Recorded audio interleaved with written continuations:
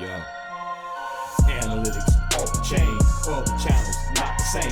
Jake and Kyle, you know the name. Headliner Nation, we running the game.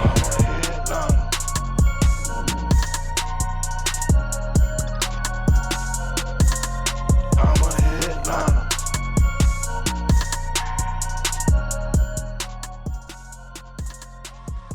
Yo, what is going on, Headliner Nation? Welcome back to another episode of the Fantasy Headliners. And in today's video, we're going to be talking about a few different players that the question right now is, do you need these guys? Now, everybody that we're going to talk about today is going to be a late round value, all right? And the reason we're saying, do you need these guys, is because we know a lot of times some of those late round values can become fantasy producers for our team. And every single guy we're going to talk about today has some question marks kind of around them right now that is keeping their ADP a little bit lower.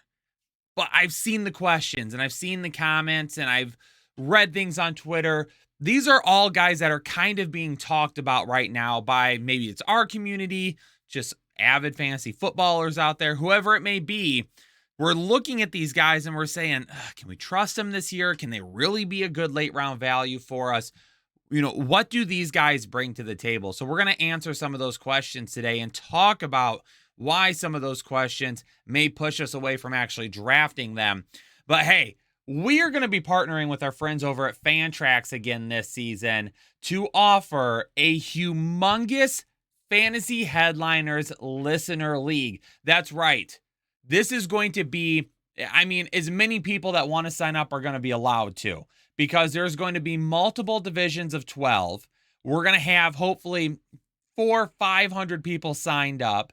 And then at the end of the season, if you win your league, you are going to move on to an ultimate championship to face off against all of the other winners throughout the year to see who can be crowned the ultimate fantasy headliner. That is right. You're going to want to make sure that you get in on these listener leagues this year. And the only way that you can do that is by going over to fantrax.com/headliners and create your free account. Because as soon as we start opening these leagues to people, you're going to want to be able to jump in right away. You will not want to miss the opportunity to face off against Jake, myself, the other Fantasy Headliners crew, and of course, everyone here at Headliner Nation. So make sure you get signed up if you think that you have what it takes to take us down and everybody else within the nation. This is going to be absolutely huge. So go create your free account today over at fantrax.com/headliners. So when we drop the leagues and open them up, you can hop in right away. But it's time to get over to it. And we're going to talk about a few guys today that, again, at the end of your drafts,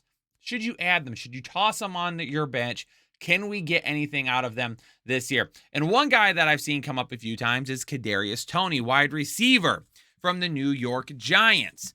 So for Kadarius Toney, last year was not a great season for him in terms of just overall production, all right? He showed up really just a few weeks out of the year, but a lot of people were split. Either you liked Kadarius Toney and you thought the Giants drafting him was great, or you didn't like Kadarius Toney and you thought the Giants drafting him was puzzling at best.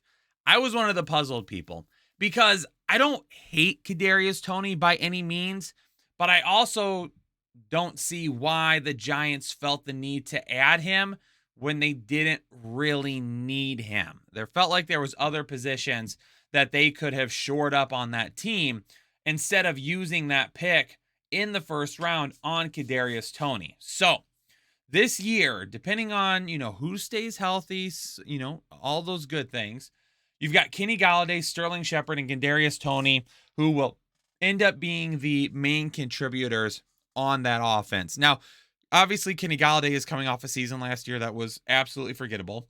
Sterling Shepard was amazing last year when he was healthy. And then you've got Kadarius Toney. And really, Kadarius Toney only balled out in 3 different weeks. In week 4, he caught 6 of his 9 targets for 78 yards. In week 5, he caught 10 of his 13 targets for 189 yards.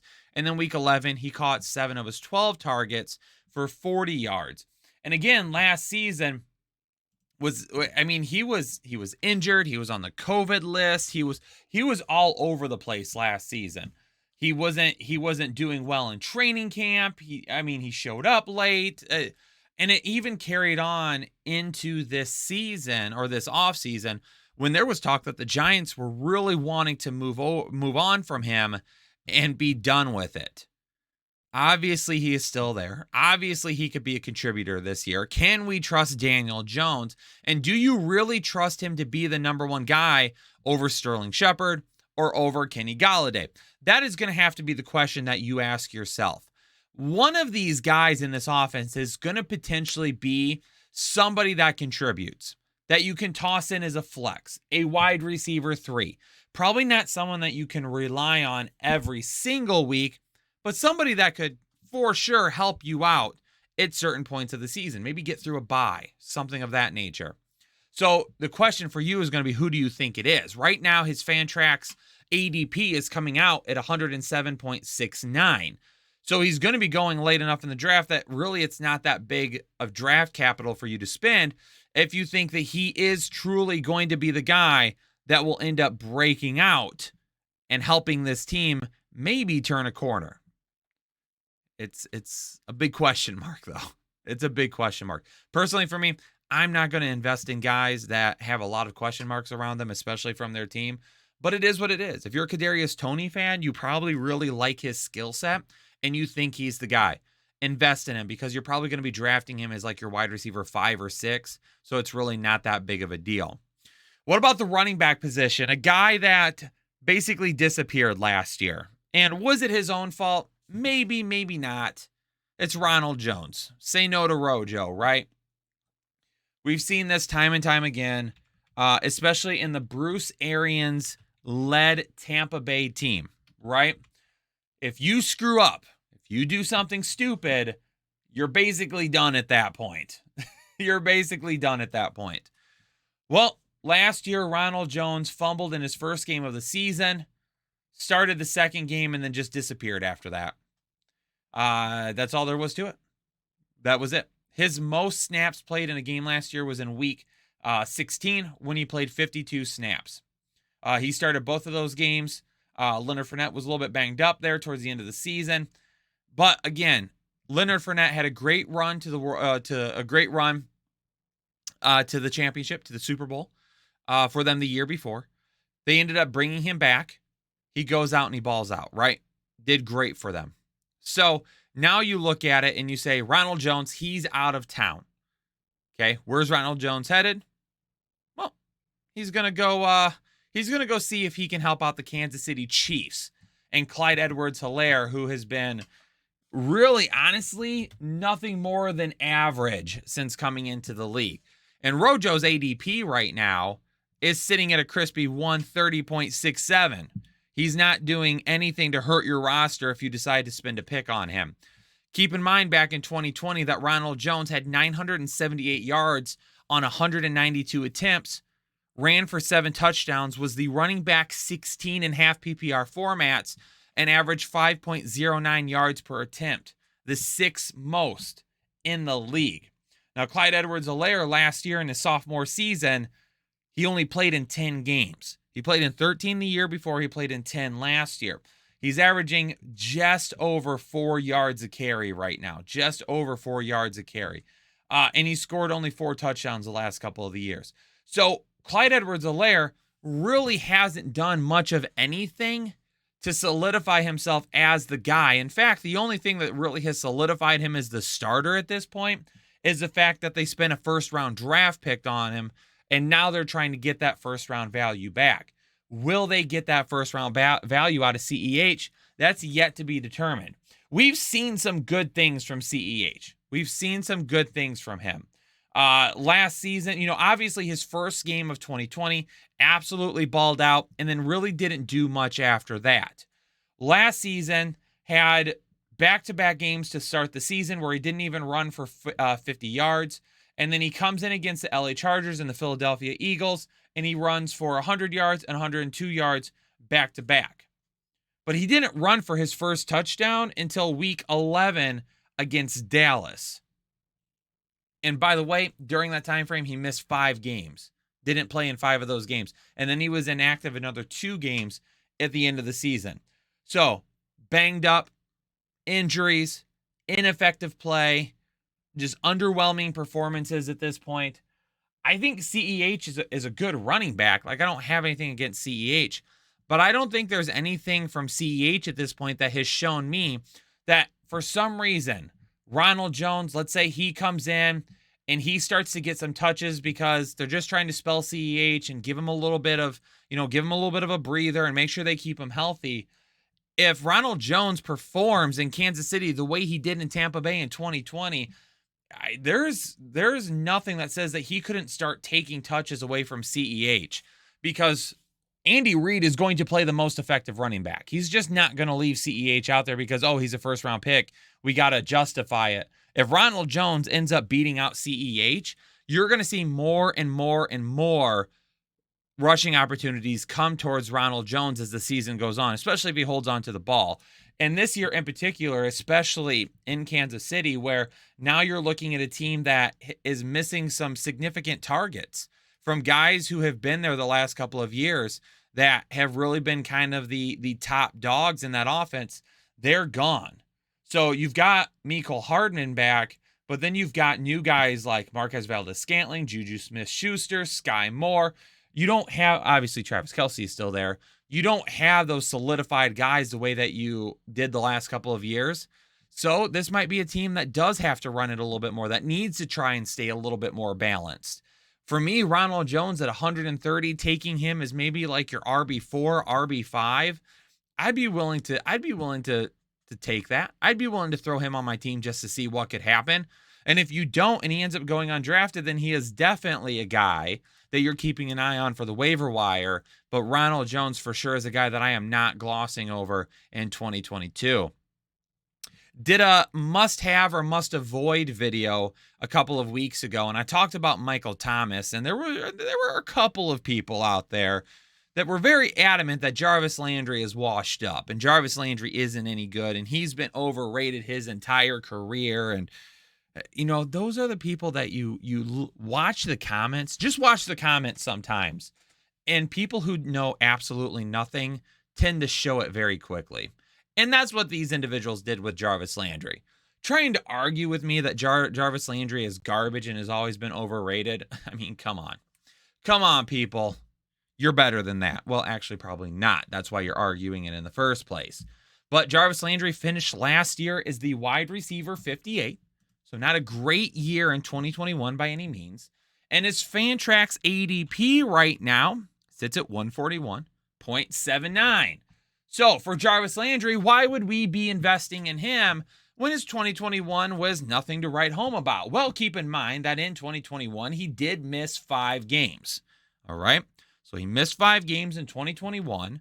And it was his first season since coming into the league that he had less than 100 targets. Now, Jarvis Landry right now is still 29 years old. He'll play this season at 30. That's not that old for a wide receiver. And now that he's in New Orleans with Jameis Winston, hopefully it's a little bit better of a situation than what we saw last year with the Cleveland Browns. But again, 2021, is it an outlier or is it what we come to expect? Us here in the industry might call it an outlier. And that's because you got to look at everything. For those of you that just look at 2021 numbers, you're doing it wrong. You're doing it absolutely wrong, and you're typically the ones that embarrass yourself in the comments. Because from 2018 to 2020, he averaged 129 targets, 78 receptions, 996 yards, and 4 touchdowns. He was the wide receiver 22 on average during his time in Cleveland. And oh, by the way, you want to talk about how he missed games last year? He only missed 1 game his entire tenure in Cleveland. Oh, in fact, that game that he missed, which was in 2020, that was his first game that he ever missed in his entire career. So yes, ladies and gentlemen, outlier. Outlier is the name of the game with Jarvis Landry. Okay? Chris Olave is going to be excellent. We have no idea what to expect from Michael Thomas. In fact, from some people over on Twitter that I respect their opinion as medical professionals. A couple of weeks ago, Michael Thomas posted a video of him rehabbing. I'm doing air quotes right now.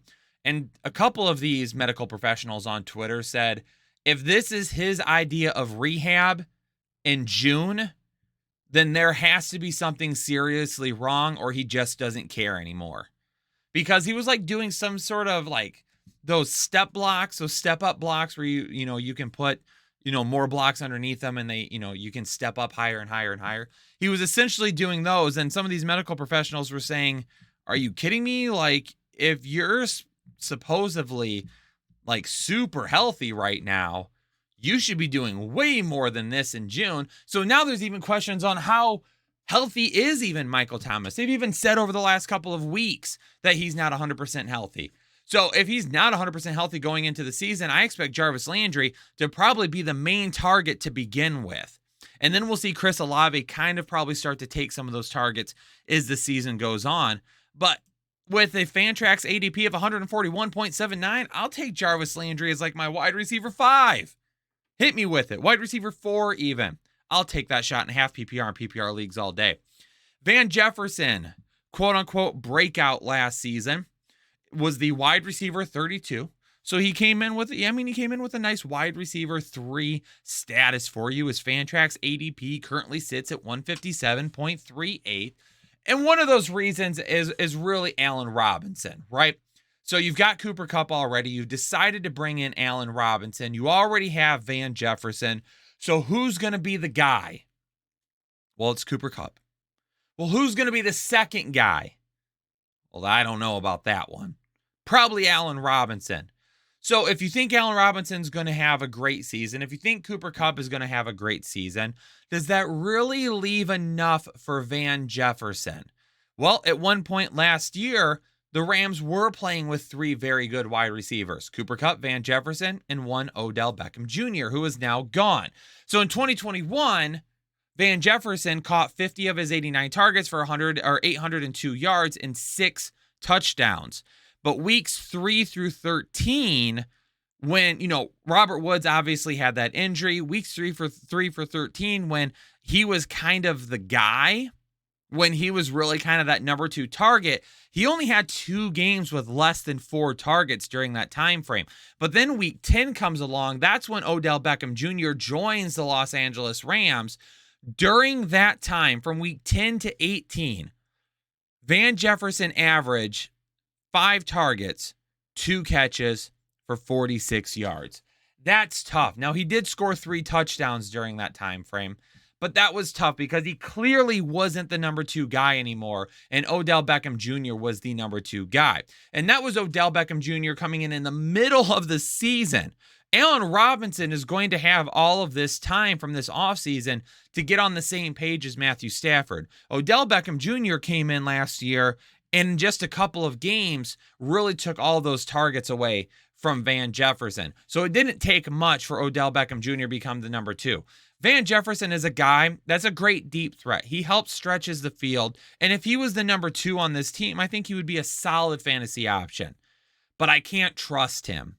Even at his ADP, I'm going to let somebody else try to take him at that point, because really the only way I think Van Jefferson becomes a weekly contributor is if he gets himself in a position where there's an injury. And maybe in some instances where they play like a really good team, where they have a cornerback one that is going to be facing Allen Robinson, and it could end up being a tough week for Robinson, then Van Jefferson can have those weeks. So he's going to be like a very strategic plug and play. He's not even a guy that you could draft and be like, oh yeah, I can just toss him in for my bye weeks. He's going to be a guy that you're going to draft, and even on your bye weeks, you're going to have to make sure that he has the right matchup. So for me, I'm probably off Van Jefferson, which stinks because I really do like Van Jefferson. I think he's got everything that is needed to be a successful NFL wide receiver. But let's stick in Los Angeles and talk about a guy that's actually no longer there, but finished the season there last year. Sony Michel finished the 2021 season as the running back 30, which kind of is impressive, which is pretty freaking impressive. So last season, he played 17 games with the Los Angeles Rams. All right. He spent the whole season in Los Angeles. Obviously, coming into the year, you knew that Cam Akers and Darrell Henderson were going to be the 1 and 2 guys. Well, then Cam Akers ends up going down with an injury. So now you're looking at Darrell Henderson and Sony Michel. And people looked at Sony Michel and said, okay, well, he's obviously going to take over. But he really didn't, because up until week 12, I mean, the guy only had 3 games where he had double-digit carries. He really, truly was just change of pace from Darrell Henderson, and Darrell Henderson was getting the touches. But then Darrell Henderson gets hurt. We get to the end of the season. Sony Michel becomes the guy for the Los Angeles Rams. So really, all of that running back 30 production came from weeks 13 to 18, when Sony Michel averaged 90 yards on 21 attempts per game and was the running back 8 to end the season. During that time, he only ran for 3 touchdowns. So over the course of those 6 games, it wasn't really like he was scoring a whole lot. It was truly, he was just getting good volume. He was just getting good volume, 21 attempts a game. So he showed that he was healthy, because one of the issues with Sony Michel, obviously he had some of those degenerative knee issues coming out of college. It was a big deal. Showed last year towards the end of the season that he could stay healthy for a stretch of the stay healthy for a stretch of the season. And then the offseason comes, and the Los Angeles Rams are like, Cam Akers is going to be back. We still have Darrell Henderson. We're probably going to move on from Sony Michel. Sony Michel makes a decision that he's going to head down to Miami, baby. We're going to Miami. That's basically what all the free agent running backs have been saying this offseason. Because Miami signed 953,000 running backs this year. That's right. They brought in Chase Edmonds in free agency. They brought in Sony Michel in free agency. They brought in Raheem Mostert in free agency. They already had Myles Gaskin there. They already had Salvon Ahmed there. They already had Jared Dokes there. Holy cow. Tons of running backs there. So now the question becomes, who's the guy? Who's the guy? Chase Edmonds is probably going to get the first shot. They spent the most money on him. I would imagine that when they look at Chase Edmonds, because of the money they spent, they're going to want to give him first shot and say, you're going to be the guy. But I also don't expect them to stick with one guy. I expect Sony Michel to get some touches. Probably not the 21 attempts per game that we saw the end of the year last year for him in Los Angeles, but I would suspect that you could probably still see upwards of 10 to 12 carries per game from Sony Michel. I really don't think that they brought in Sony Michel just to say, whatever. Now, the one thing that doesn't work in his favor is the fact that they also brought in Raheem Mostert. And if you know Mike McDaniel from his time in San Francisco, he's pretty familiar with Mostert. So he knows him a little bit and can utilize his speed and his explosiveness. So for me, Sony Michel, if I had to take a shot at anybody, if you said to me, Kyle, you have to draft one running back from the Miami Dolphins, who is it going to be? I'm going to take Sony Michel, because I think he has the opportunity to get the most touches and the most bang for his buck in that area. Chase Edmonds, for me, he's a little too high right now. I really don't want to invest in Chase Edmonds at his ADP. His ADP isn't bad by any means either. So it's not like Chase Edmonds is going where it's like, oh. I mean, he's going right now about 91. He's going right now about 91, the 93rd overall player off the board, it seems like. So that's not awful by any means. It's not like people are drafting him as like their RB2. Well, if you're skipping on running backs to begin with, you might be. But Sony Michel going all the way back on Fantrax at 167.7. Whew, I'll take that ADP. I'll take a shot on Sony Michel that far down in the draft for sure, because I'm not going to get hurt there. If I draft Sony Michel as my RB5, it's not going to hurt me. It's not going to hurt my roster. It's not going to damage me. Not going to put me in a bad situation. And if for any reason, it's like, hey, that's great. Awesome.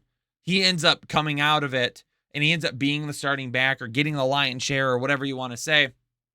you've got a guy that you could start as a flex option every single week, and you drafted him at 167. It's pretty darn good value for me. But ladies and gentlemen, there's just a few of them. Do we need these guys? Let me know down in the comments. Hashtag need him. And then who is it? And then if you don't like any of them, then just put I don't like any of these guys. I don't want to draft them. But down in the comments, hashtag need him. Give me the name of the guy that you need and why you need him. Make sure you hit that like button for me as well, ladies and gentlemen, okay? I do have a couple of draft guides that I got to give away from my previous video. Those will be announced in the next video that I do, so make sure you keep an eye on that. The draft guide is available for pre-order right now. It's going to be dropping, hopefully, on July 1st, unless anything happens between now and then. Knock on wood. I don't think so, but you never know. So yeah, pre-order your draft guide right now, and then if you do win in one of these videos, that's awesome because we just refund you. So you're going to be getting it anyway. Then you get a refund. Heck yeah, do it. Go pre-order it right now at thefantasyheadliners.com. Don't forget to sign up for your free account at Fantrax so you can join our listener league. Subscribe if you're new here to the Fantasy Headliners, but I'm going to get out. Stay safe. Stay healthy. I'll catch y'all on the next episode of the Fantasy Headliners. Analytics off the chain, other channels not the same. Jake and Kyle, you know the name. Headliner Nation, we running the game. Y'all stuck on third down. Your content's plain Jane. Headliners on top now. We gonna move and change. Podcast off the rip. Draft guide, so legit. Fantasy world, our game tight. You know we about that chub life. Stuck in a rut and you need some motivation. Head to the channel for this Headliner Nation. I'm a headliner.